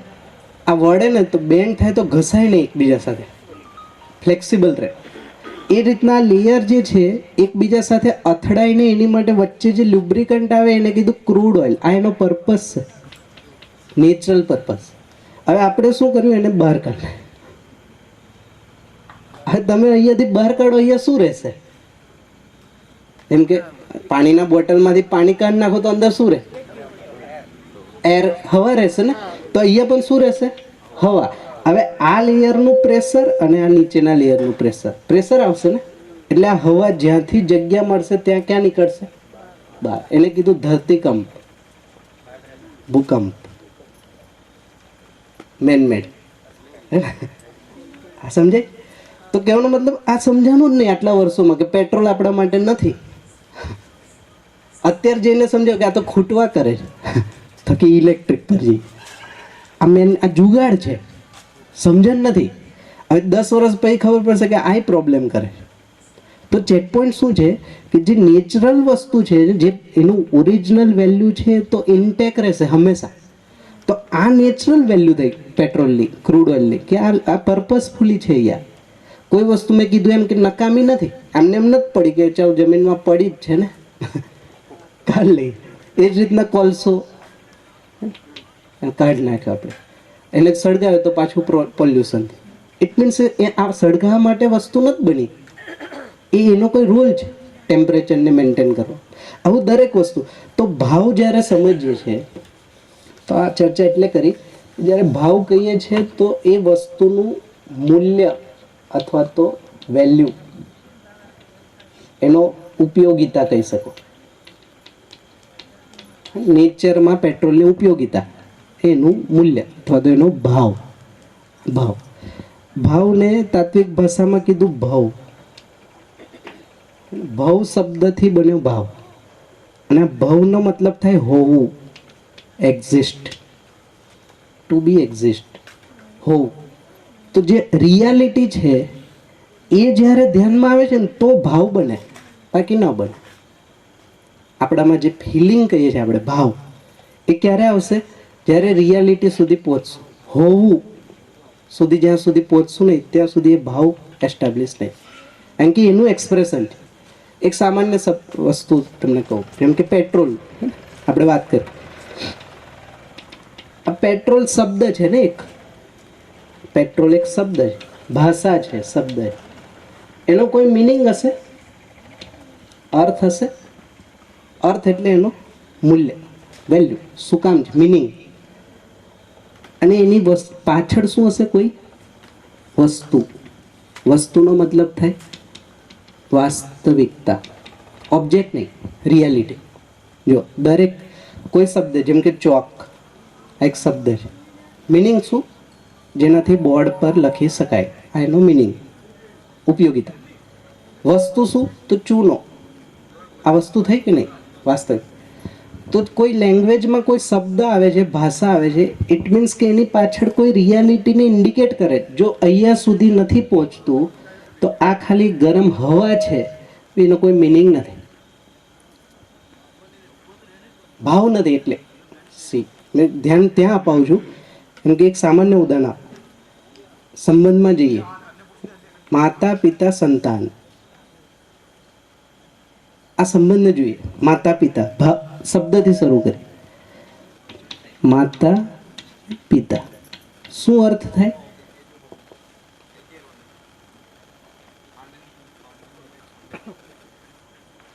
માતા પિતા શબ્દનો અર્થ શું થાય?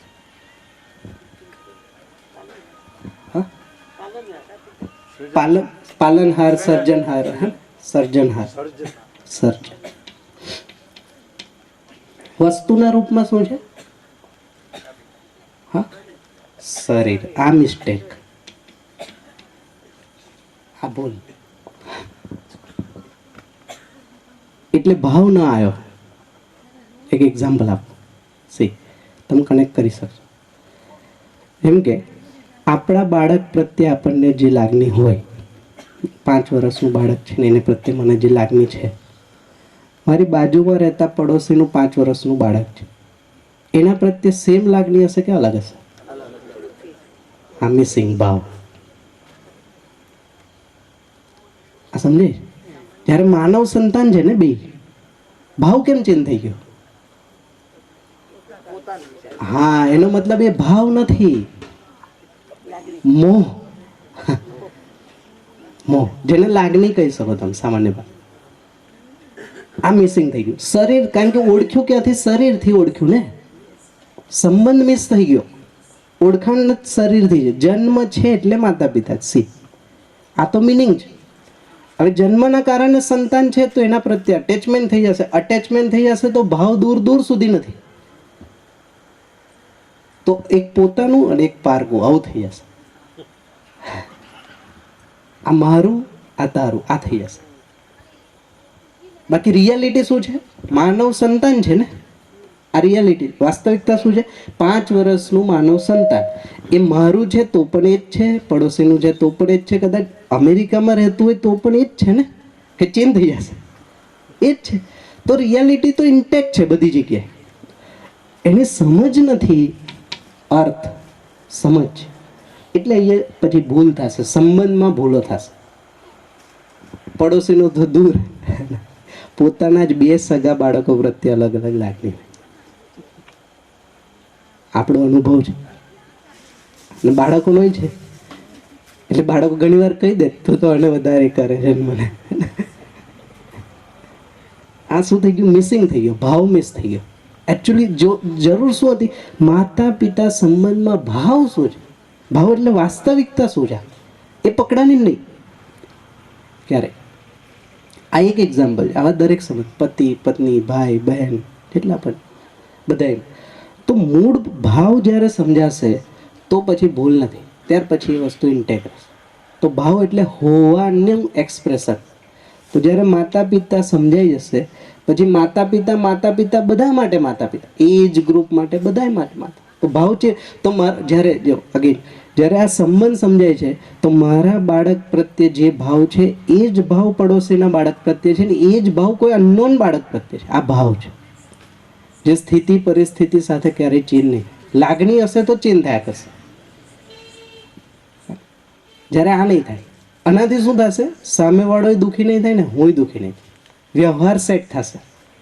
મારા બાળક સાથે જે વ્યવહાર છે એ જ બાજુવાળાના બાળક સાથે વ્યવહાર છે, એ જ કોઈ અનનોન બાળક સાથે વ્યવહાર છે, કારણ કે ભાવ સેટ. તો હવે શરીર આધાર ન રહ્યો, ગૌણ થઈ ગયું શરીર. શરીર તો શું છે? નેચરલ પ્રોસેસ છે. કોઈ પરિવારમાં તો માનવ સંતાન આવશે જ ને.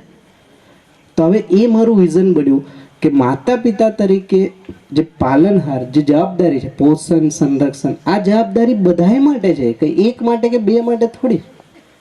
આ ભાવ, આને કીધું પ્રેમ, અનન્યતા. હવે કોઈ અન્ય નથી, એ છે પ્રેમ.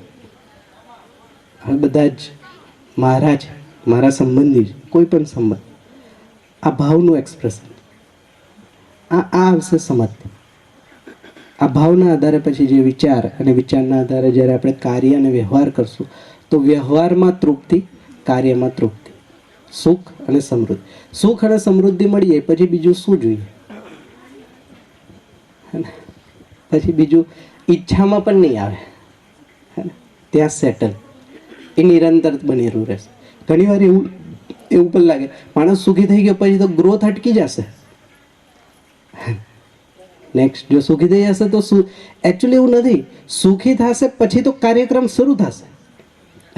અત્યારે તો શું છે? સુખની અપેક્ષામાં કંઈક કરે છે ને, પછી શું? સુખી થઈ ગયો, હવે ચાલુ થયું કાર્યક્રમ. હવે તો એકચ્યુઅલી માણસ થયો, એ જેના માટે ધરતી પર આવ્યો તો એ મળ્યું.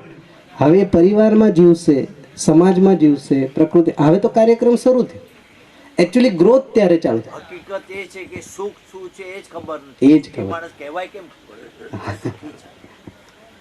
સમૃદ્ધિ વાળો પણ સુખી છે કેમ કહેવાય? તો 5 મિનિટ લઈ લો, થોડું તમે છેડી દીધું તો સુખને જોઈ લઈએ. ચાલશે ને 5 મિનિટ? હા, થોડું 5 મિનિટ. તો સુખ શું છે?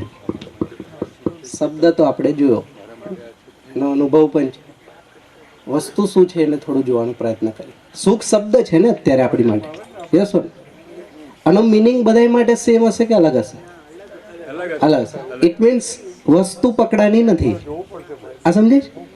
જેમ કે પાણી વસ્તુ છે, પાણી શબ્દ છે, વોટર. કોઈ વોટર કે કોઈ પાણી કે કોઈ ભૂ કે કોઈ નીર કે ડઝન્ટ મેટર. અર્થ બધા માટે સેમ છે ને, તરસ છીપાય, અને વસ્તુ બધા માટે સેમ.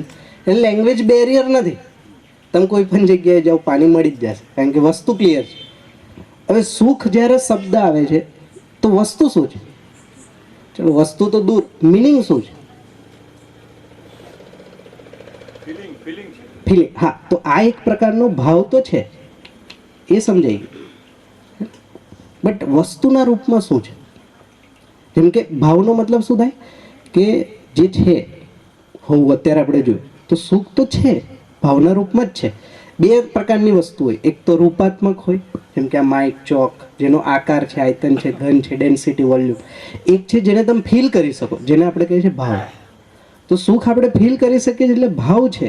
બટ અગેન મેં એમ કહું છું કે વસ્તુના રૂપમાં એ શું? વસ્તુ એટલે ઓબ્જેક્ટ નહીં, વાસ્તવિકતા. ડિફરન્ટ. તમારા માટે બીજી વસ્તુ હોય, મારા માટે બીજી વસ્તુ હોય, હા કોઈના માટે બીજી વસ્તુ હોય. હા, તો એનો મતલબ શું છે કે તમે માનેલું સુખ અલગ છે, મેં માનેલું સુખ અલગ છે, અમને તો સુખ માન્યતાના રૂપમાં અલગ અલગ જ છે. એનો મતલબ સુખ જાણવામાં હજી આવ્યું નથી, મિસિંગ છે. એક્ઝેક્ટલી સુખ શું છે? આ પેલી વાર્તા આવતી ને પેલા, 6 આંધળા લોકોએ હાથી જોયો. સાંભળી? તમે સાંભળી જશે ને તમે, હે ને? તો 6 આંધળાએ હાથી જોયો, અને આંધળો વ્યક્તિ હાથી કઈ રીતના જોવે? ટચ કરે. તો પછી પૂછવામાં આવ્યું કે ભાઈ હાથી એટલે શું, વર્ણન કરો.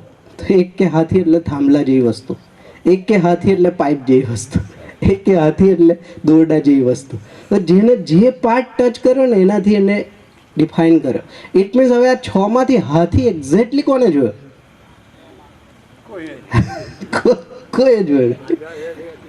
કોઈ જોયું જ નહીં. જોયો નહીં. જોવાનો મતલબ ચક્ષુ નથી, સમજવું છે. જ્યારે આપણે કહીએ છીએ જોયું, હા, એનો મતલબ સમજ્યું, હે ને? તો જો આ તો સુખ સાથે પણ આ જ છે આપણી સાથે. સુખ એટલે શું? તો તમે કાંઈક અલગ કહો છો, હું કાંઈક અલગ કહું છું, દરેકના મતાંતર. તો હવે એ જોઈએ કે આ સુખ એકચ્યુઅલી છે શું. થોડુંક સમય ઓછો છે, બહુ ડિટેલમાં નહીં જઈએ, બટ હિન્ટ અને થોડોક પાથ ક્લિયર થઈ જશે. આ બેઝિકલી છે સ્વીકૃતિનો ભાવ વસ્તુના રૂપમાં. ધ ફિલિંગ ઓફ એક્સેપ્ટન્સ, જેને નામ આપીએ છીએ આપણે સુખ. તો નિયમ બને સ્વીકૃતિ બરાબર સુખ. હવે સુખ કેવું જોઈએ? નિરંતર. એટલે સ્વીકૃતિ પણ કેવી જોઈએ? નિરંતર. તો નિયમ છે નિરંતર સ્વીકૃતિનો ભાવ બરાબર નિરંતર સુખ. એટલે એને ઓપોઝિટલી જુઓ તો શું થાય? અસ્વીકૃતિ બરાબર દુઃખ. હવે તમે જુઓ, જ્યાં જ્યાં દુઃખી થયા છો ત્યાં ત્યાં અસ્વીકૃતિ હશે જ.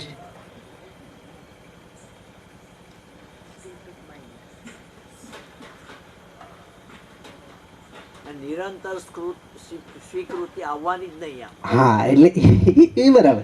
તો નિરંતર સ્વીકૃતિ કોની આવે આ પ્રશ્ન જુઓ તો આવશે વ્યવસ્થાની સ્વીકૃતિ. વ્યવસ્થા. આ વ્યવસ્થા એટલે કઈ? આપણે બનાવેલી નહીં, જે છે નેચરલ વ્યવસ્થા. હવે જો વ્યવસ્થા કેટલી ડિફાઇન, હવે તમે કહો વ્યવસ્થા ડિફાઇનાઇટ છે કે ઇનડિફાઇનાઇટ? લિમિટેડ છે કે અનલિમિટેડ? વ્યવસ્થાને સમજી શકાય કે ના સમજી શકાય?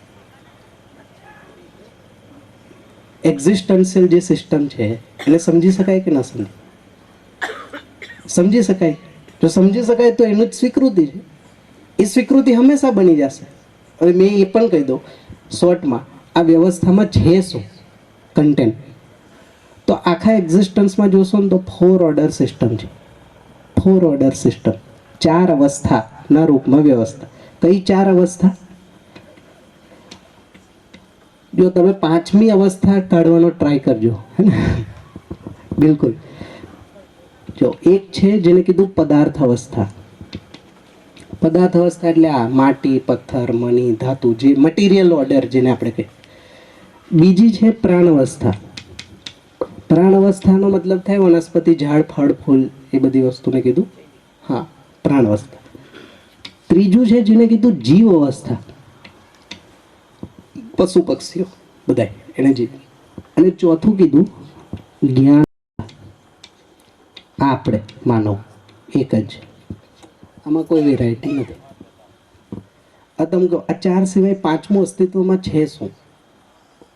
આખા એક્ઝિસ્ટન્સમાં આ 4 સિવાય 5મી વસ્તુ શું હશે? આખા એક્ઝિસ્ટન્સ મીન્સ અહીંયા આપણે બેઠા છે ત્યાંથી લઈને આપણા વિઝનને ફેલાય આ ધરતી, બીજી ધરતી, બ્રહ્માંડ સુધી લઈ જાઓ. આ 4 સિવાય 5મી વસ્તુ શું હશે? કુદરત. કુદરત બેઝિકલી આ 4નું મિશ્રણ છે ને. પ્રકૃતિ જ્યારે કહીએ છીએ તો અલ્ટિમેટલી આમાંથી 4 હશે, 3 હશે, 2 હશે, એને નેચર કહીએ છીએ. વસ્તુના રૂપમાં 4 સિવાય 5મી શું હશે?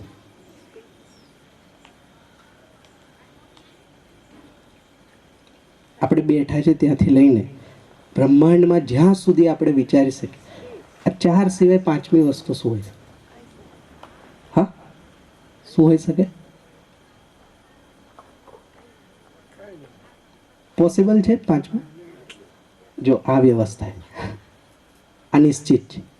જેને આ વસ્તુ સમજાય છે આની વ્યવસ્થા, એમાંથી તમે જો કેટલું ઇઝી. આ 3 તો ઓલરેડી વ્યવસ્થામાં છે. પદાર્થ, પ્રાણ ને જીવ તો વ્યવસ્થિત જ છે, એમાં તો આપણે કંઈ કરવાનું જ નથી. માણસ એકે જ જો આ વ્યવસ્થા સમજી લેશે, જેવી વ્યવસ્થા સમજાશે એની સ્વીકૃતિ બની જ જશે. પોસિબલ નથી કે વ્યવસ્થા સમજાણી સ્વીકૃતિ ન બની. જેવી સ્વીકૃતિ બની જશે આ સુખ આપે છે. સમાધાન, રિઝોલ્યુશન વિધિન, એને જ નામ આપ્યું સમજણ બીજી ભાષામાં. તો નિશ્ચિત છે આટલું જ છે.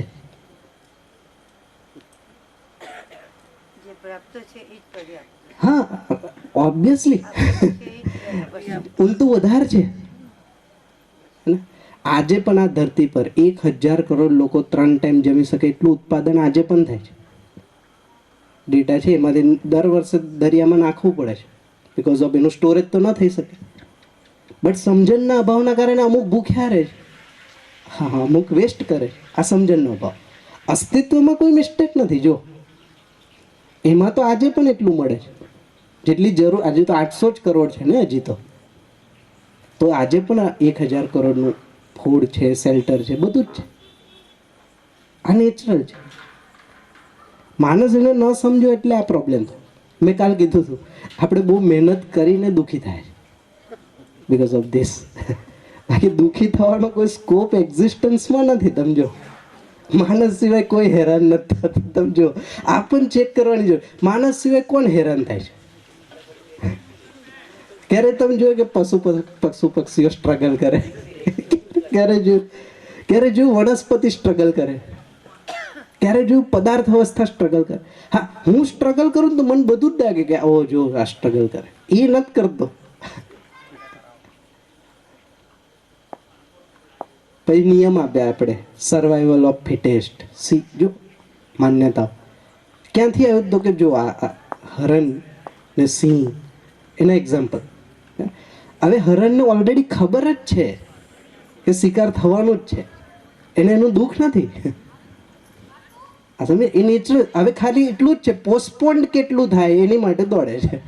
આજે પકડો કે કાલે પકડો, જસ્ટ આટલું જ છે. એને બેને એકબીજાનું એક્સેપ્ટ. જો આ નેચરલ સિસ્ટમ છે. એ જ રીતના તમે જુઓ પ્રાણ અવસ્થા. ખબર જ અહીંયા તમે આંબો વાવો, બાજુમાં લીમડો વાવો, ક્યારેય મિસ્ટેક નહીં થાય કે આંબામાં ભૂલથી લીમડાના ફ્રૂટ આવી ગયા, લીમડામાં ફ્રૂટથી આંબાના ગુણ આવી ગયા. ક્યારેય નહીં થાય. નેચરલ છે, એમાં પડેલું જ છે. પદાર્થ અવસ્થામાં ક્યારેય મિસ્ટેક નથી થતી.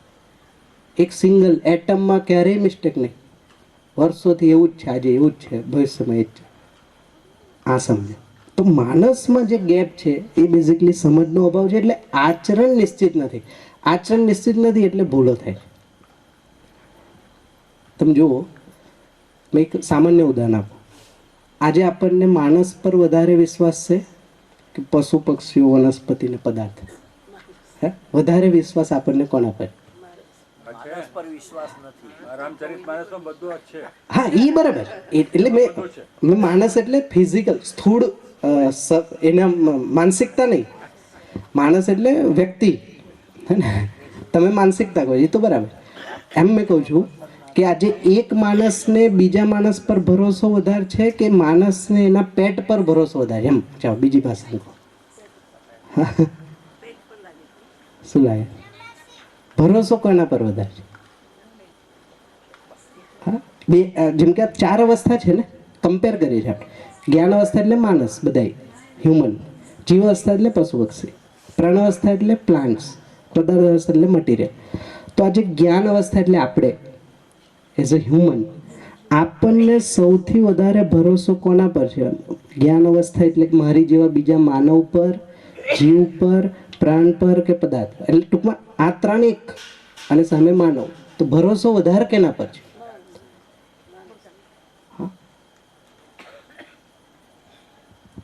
જેમ કે આ હોલ, આ સ્ટ્રક્ચર, આ કયું આવશે? પદાર્થ અવસ્થા.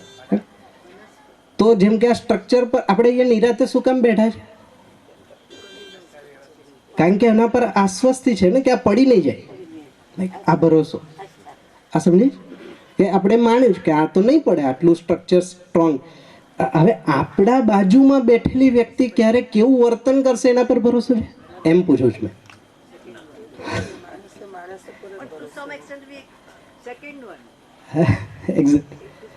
હે ને, એનો મતલબ આપણને પશુ પક્ષીઓ પર પણ ભરોસો છે, વનસ્પતિ. એટલે તો કૃષિ થઈ શકી ને. કૃષિનો મતલબ શું? કે વિશ્વાસ છે કે આવું આવશું તો આવું જ ફ્રૂટ આવશે. આ કૃષિ. પદાર્થ, ઘર બન્યા એનો મતલબ પદાર્થ પર વિશ્વાસ છે કે આવું કોન્સ્ટિટ્યુશન હોય તો આટલા વર્ષ સુધી આને કાંઈ ના થાય. એક આ મિસ થઈ ગયું. ક્યાં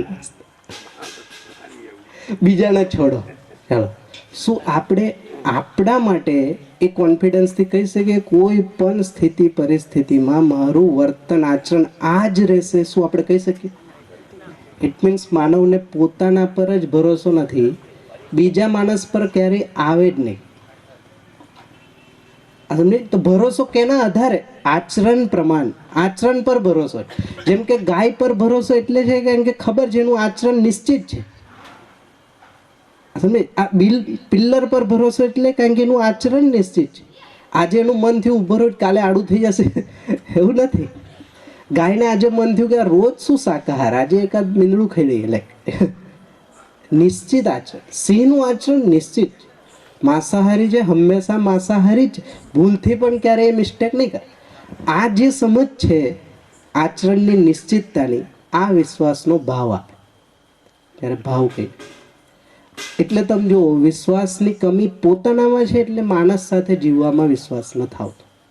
પછી બીજો સહારો લેવો પડે. અલગ અલગ વસ્તુ મુદ્દો બની જાય. એક પરિવારમાં 2 ભાઈ વચ્ચે 30 વર્ષ સાથે રહ્યા, 30 વર્ષ પછી જમીનને લઈને ઝઘડો થયો. લાઈક પ્રોપર્ટી, જમીન એટલે પ્રોપર્ટી, ખાલી એક્ઝામ્પલ. તો તમે વિચારો, 30 વર્ષ એક જ વાતાવરણમાં ઉછર્યા પછી પ્રોપર્ટી મુદ્દો કઈ રીતના બને?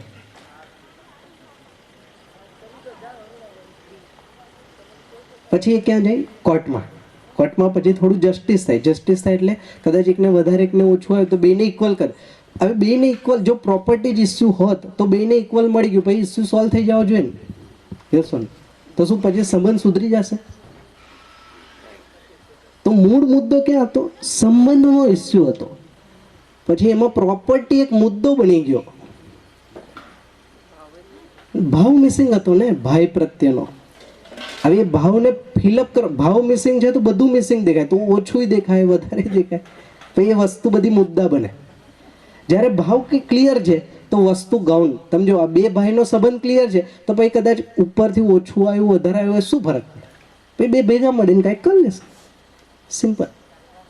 તો આ ચેક પોઈન્ટ છે અલગ અલગ રીતના. તો જ્યારે માણસ આ વ્યવસ્થાને સ્પષ્ટ રીતના સમજે તો આ વ્યવસ્થા ક્યારેય ચેન્જ થવાની જ નથી, એટલે એની સ્વીકૃતિ પણ નિરંતર બનેલી રહેશે, ક્યારેય ચેન્જ નહીં થાય.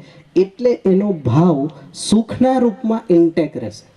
એટલે મેં કાલે કીધું હતું, હવે મારી પાસે એવું કોઈ પ્રોબ્લેમ જ નથી જેનું સોલ્યુશન મારી પાસે નથી, કારણ કે આ 4 વસ્તુને મેં સમજી લીધી. હવે એનાથી વધારે તો કંઈ સમજવાનું રહેતું નથી. હા, 1-2 વસ્તુ છે જેને આપણે ઈશ્વર, પરમાત્મા, ભગવાન જે નામ આપીએ એને ક્યારેક 7-1 દિવસની શિબિરમાં સમજીશું શું છે શું નહીં. તો અહીંયા સુધી રાખીએ. ધન્યવાદ. Thank you.